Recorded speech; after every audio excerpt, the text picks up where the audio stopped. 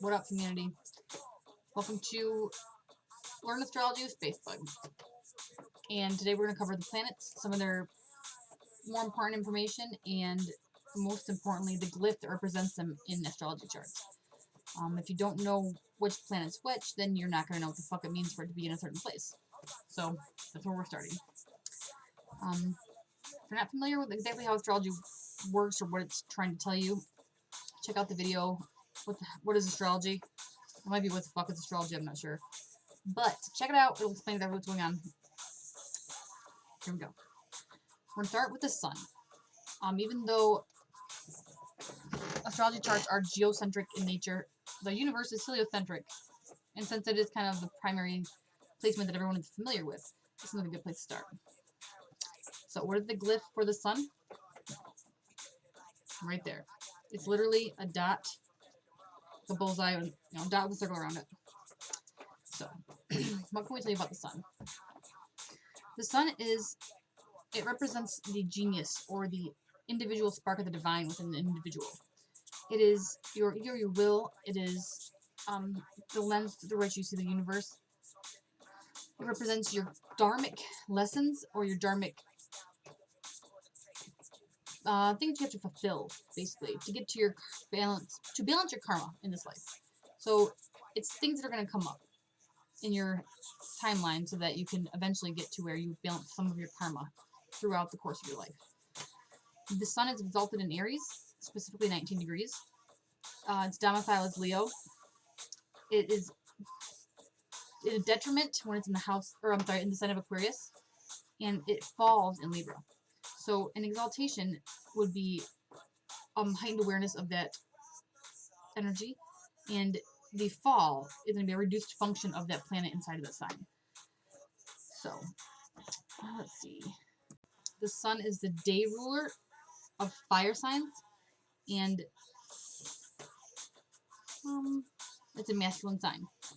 So, it represents your ego, it can represent authority figures, intellect, it can represent what is seen in your life. Like, the sun clearly, it illuminates, it brings light for seeing things. So, it can either show where you'll be seen, or what you see.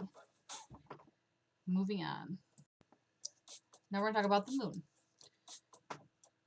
The moon is represented by a left-facing crescent moon in your astrology charts. You see down here the phases of the moon. They have different meanings for different phases in your... It's not even in your birth chart, but if you can look it up like through an almanac or whatever, and it will help give you some indication about your personality or your path. So what is the moon? The moon represents our emotional body. It represents our backwards or instinctual mind. So it's your natural reactions to things. The moon is exalted in Taurus at 3 degrees specifically. Its domicile is Cancer. It's in a detriment in Capricorn, and it falls in Scorpio. So again, exaltation is a heightened awareness of that energy, and a fall would be a reduced function of the planet in that sign. The moon is the night ruler of earth signs, and it is a feminine planet. What else can we tell you about the moon? The moon is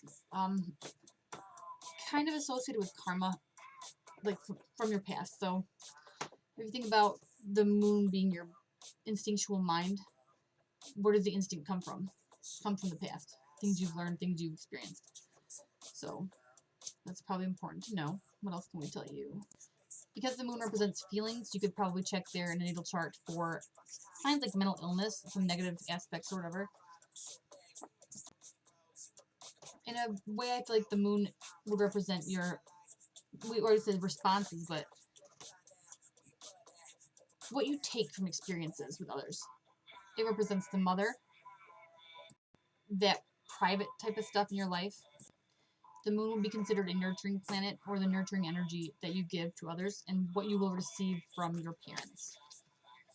So I think that covers a pretty basic rundown. We're going to move along to Mercury. I lied. We didn't cover the phases. Okay.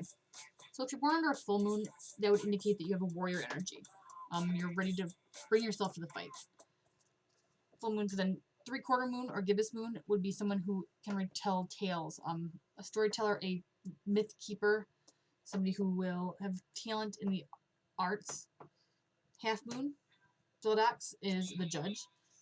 They can be called upon to make good decisions, fair decisions. They also feel like they have to kind of like police people. The crescent moon, which is just a 1/4 moon, they are the seers and the magic users of the moon world. So, yeah, the oracles, the prophets. And new moon, 0% illumination.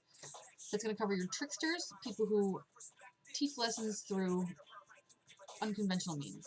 So a trickster would be able to help you learn something that you're refusing to learn by presenting it to you in a different situation, presenting to you the lesson in a format that is not conventional. Very Uranian. So Mercury. Alright. This is the stylized glyph. This is a standard little guy, but whatever. Mercury.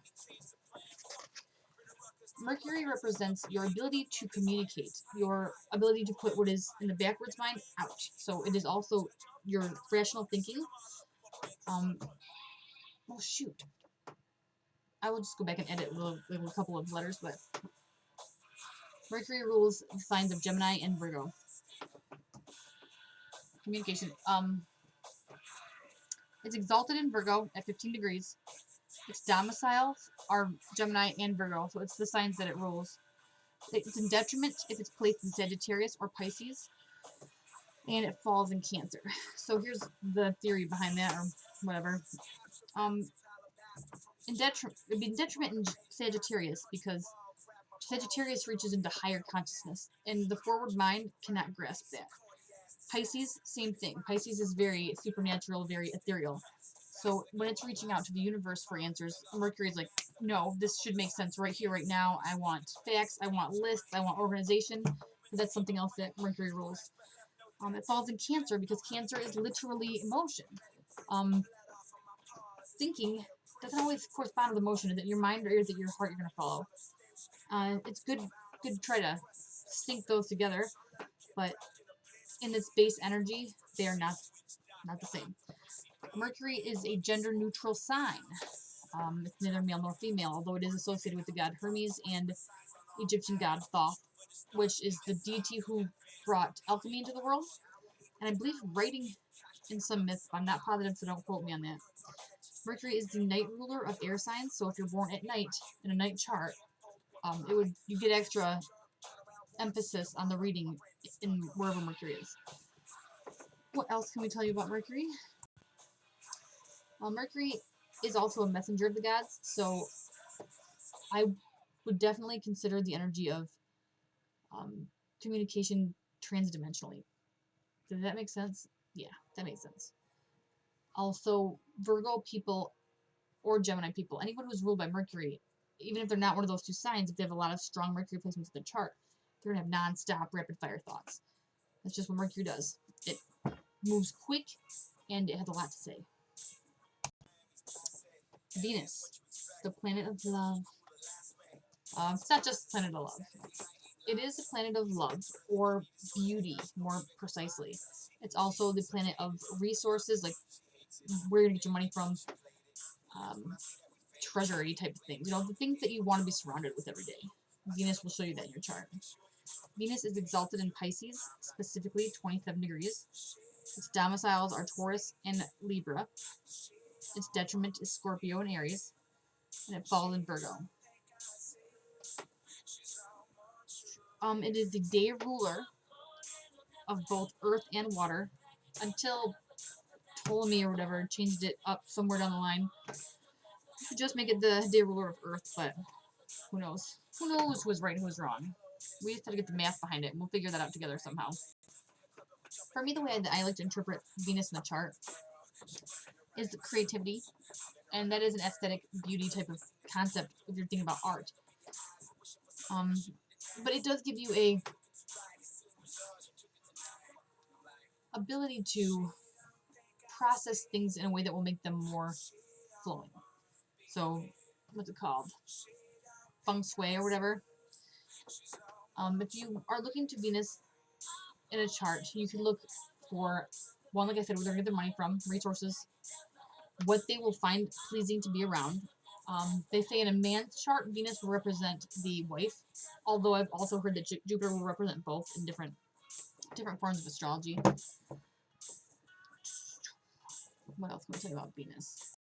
In the energy of saying that Venus is things that we find enjoyable to be around, it's also pleasures of the flesh. Anything that you find to be satisfying or pleasurable. Things that you cherish or hold dear. Yeah, that's fair. That's a good base rundown for Venus in light beginner's context. That's where we're at. We're beginners right now. So moving on. One really, really important aspect of Venus is that it represents femininity. So all that is feminine in the chart. And that would be fertile energy. That which produces, one way to look at it. Things that are soft. Onward to Venus's opposite or pair, Mars.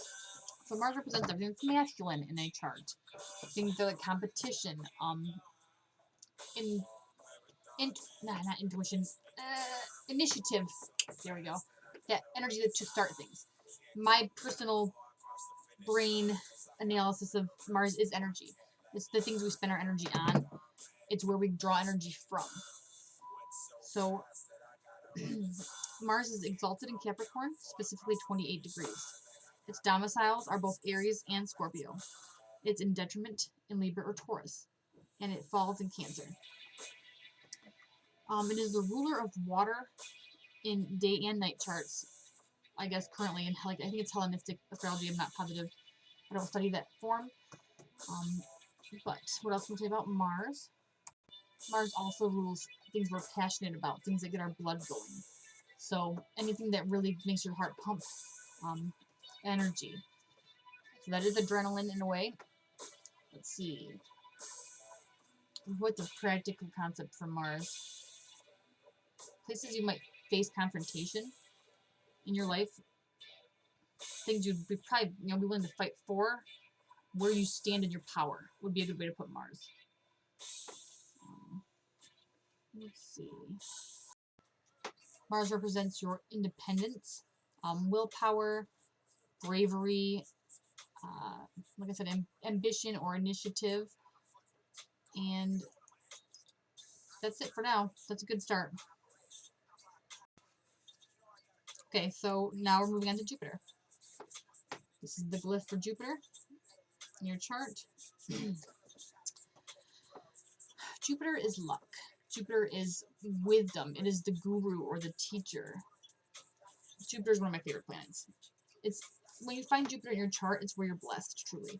Jupiter is also the largest planet, so things that are around it, like the angles or other planets, will be larger than they normally would feel or appear. Like if you have Jupiter in your first house or near the ascendant, you're going to appear larger than life. You're going to be like a huge anima banner flaring behind you.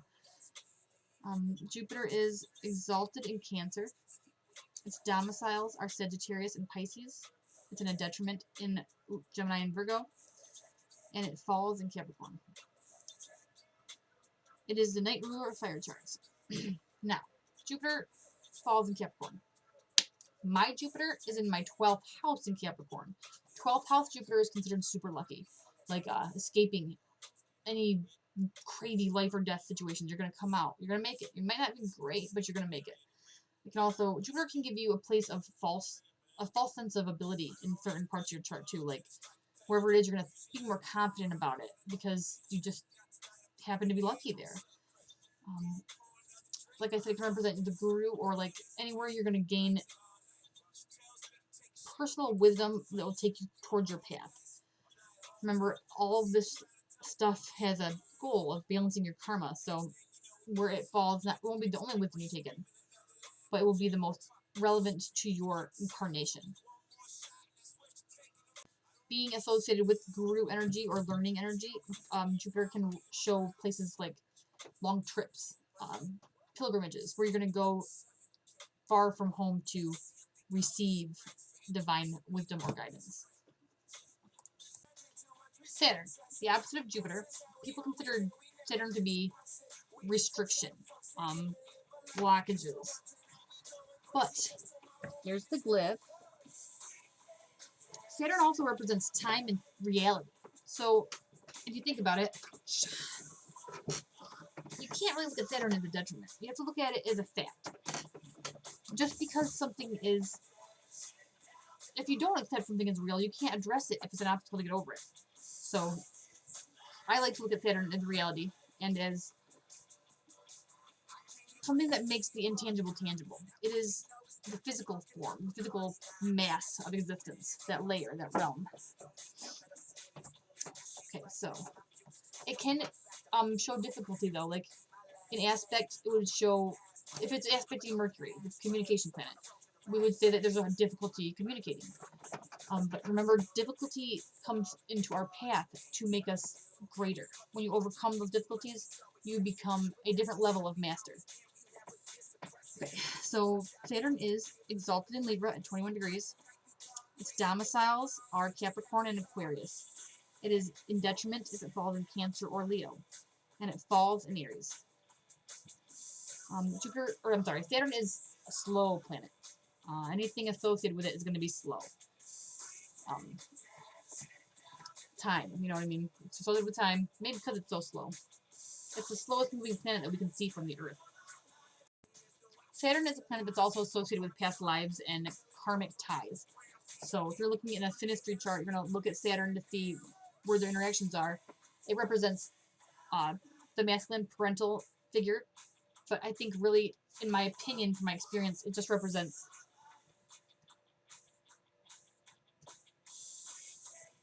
the disciplinarian parent. You know, they don't love you any less, but they're going to make you do things the right way so that you can learn how to do them the right way. Let's see. Saturn rules Capricorn, and it is, I don't know, it's associated with your job too. So just keep that in mind if you're doing anything with interpretation. That would be midheaven energy, Saturn's the 10th house, but we're not that far yet. Keep it under your hat. Those are some things you would associate with Saturn. We're going to move on so I don't go crazy and start telling you stuff that's not going to make sense. If I didn't tell you, it's the day ruler of air charts. Day ruler of air signs in day charts. Uranus. The biggest joke in fucking astrology. There we go for the glyph. Okay, so Uranus is the first planet we discovered that you can't see with the naked eye. So for thousands of years, they thought there were only these 7 planets, whatever. And then, holy shit, there's Uranus. It just came into our existence, and now we know it's real. Or there's something more out there. That's the energy of Uranus. It shakes things up. It makes what you thought was real less for sure. It's a rebel. It's a humanitarian. It connects us to our source of humanitarianism in a way. Because if you're gonna be enlightened, enlightenment itself, you're gonna realize that everything is connected. And when you realize everything is connected, you don't want to hurt anybody anymore because you're hurting yourself and you're hurting everything that you love. So Uranus is definitely a energy that doesn't agree with the restrictions set in place by long-time blindness. Because Uranus was always out there. It was always floating around in the universe, or the solar system. We just didn't know it was there. And so we built our world based on what we could see. But if you just expand your senses a little bit farther than what you can see, there's more. And that more can destroy the foundation that you're built on. And that's what Uranus does. It does not have an exalted sign because you can't see it from Earth. The exaltations have to do with the way that they interact with the sun in order to be seen from the planet. Its domicile is Aquarius, and that's modern rulership. They don't give a sign to Uranus in traditional rulership. But I say, why not expand as things grow? It's like sciences, they're constantly proving themselves wrong because we're learning more. So if we learn more, let's take it in. Let's not leave it out. Its detriment is Leo. Leo is about the one, you know, it's about me, center stage. Uranus is about everything else. Not just what we experience, but the whole. Since it doesn't have an exaltation, it doesn't have a sign that it falls in. And it's associated with the sign Aquarius. It rules Aquarius in modern day rulership. And let's see what else we can say.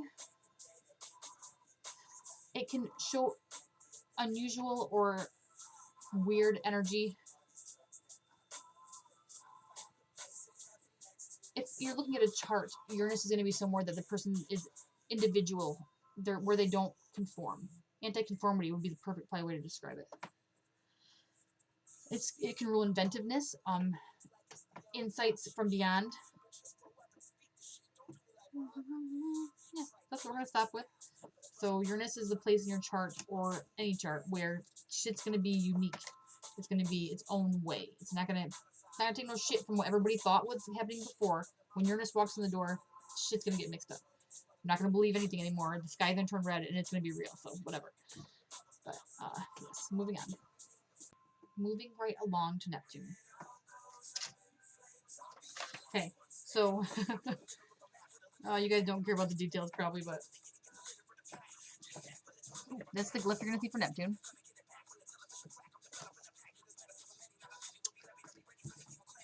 Neptune is very much the giver and dissolver of illusion. Neptune can show a place in our chart where we're not seeing things for what they really are. It also connects us to the ethereal realms. So, in a way that very much makes sense, like, to see into the other side, you have to dissolve the barrier between. You have to dissolve the lies that have been built up around reality. So Neptune both represents where we don't see things clearly and where we can intuit into our own supernatural sixth sense and see things in a way that other humans can't. It's magic. Neptune's very magic, in my opinion. That's where I take it. It's your other senses. Take things past, human ability. It doesn't have an exaltation because you can't see it from Earth. Its domicile is in Pisces, and it is in detriment in the sign of Virgo. Virgo's very strict reality, like logic, like sensible things. That's not the realm of Pisces. I mean, Pisces is where Neptune is at home, so yeah, they have very similar energy, but I meant Neptune. Neptune can represent things in your chart that you're very confused about, things that you're idealizing. False prophets, false idols. It's a place where you will see sacrifice and where you will see inspiration. It's weird the way that things archetype into opposites, but that's really how it works. There cannot be no good without bad, and there's no light without dark, whatever. You guys know the drill. So, what else can we tell you about Neptune? Oh, it's a watery planet. What is water? Water is Water is a good conduit of electricity, energy. The spirit realm and our physical flesh are only separated by energy. That's a good way to, perceive it as well. Moving right along, because I didn't know this is getting kind of to be a long video now. We're almost done. The last planet we're going to talk about today, this physical planet. We'll get to the nodes later. It's Pluto. Somehow I made it all fucked up, so I was like, fuck it, we shouldn't go with it. So Pluto, you will see either one of these two glyphs on a chart, depending which site you're using or whatever. Pluto is power. Pluto is death. It is rebirth. Pluto is change. At the end of the universe is where Pluto resides, and the end of our solar system, I'm sorry. And beyond the barrier, beyond the territory of Pluto, is other star systems. So everything past it is different. It's going to bring experiences to you that are going to make you different. The Phoenix energy is very Pluto because you're going to be destroyed, but you're going to come back better. Once you get past Pluto, or wherever Pluto is going to affect your chart, is going to be a very central theme for your life.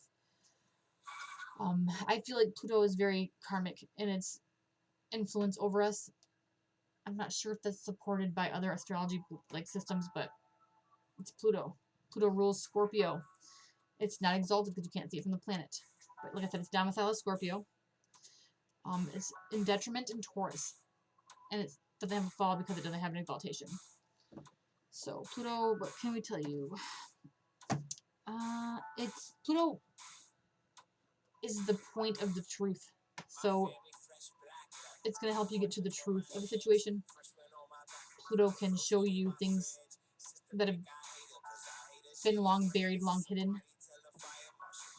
Pluto is the last gas station before you leave the solar system. That's your last chance to fix shit. That's your last chance to do what you have to do. It can represent control. So you're ready to leave the solar system, right? And you're like, oh my god, do I have everything that I need? You're going through your checklist and going crazy. Pluto does very much exert an influence of a need to feel controlled or controlling about your surroundings and your life. It will show points in your chart where control is the most important to you, and in that essence, it shows you the places where you need to let go of control. Control is just an illusion anyway. It can also be associated with power struggles, but that's sort of right along the lines of control. It can show obsession. Again, you're at that gas station. Oh, do I have everything? You're going to be intensely fixated on trying to make sure whatever it is that you need, you feel like you need to survive, is with you. So, definitely obsession. Think of it as like, Pluto's the last call. After that, that's it. There's no more drinks. You better make sure you got what you need, what you want. You might have been thinking all night about which drink you're going to have, or what you have to get before you leave. And that's where Pluto's going to take you. It's going to take you to the place where you leave. It doesn't indicate death in your chart. It's just the process of becoming more of the truth through what would seem like a negative experience. People with Pluto prominent in their chart will probably more than likely go through a lot of hard times, hard experiences that will make you more than what you were before. So as we're stopping, we're going to do the nodes in their own video because the nodes are wicked important. But I thank you for joining me today, and I hope that this clears up some of the shit I'm constantly talking to you all about. Peace the fuck out, bitches. Thanks for making it through.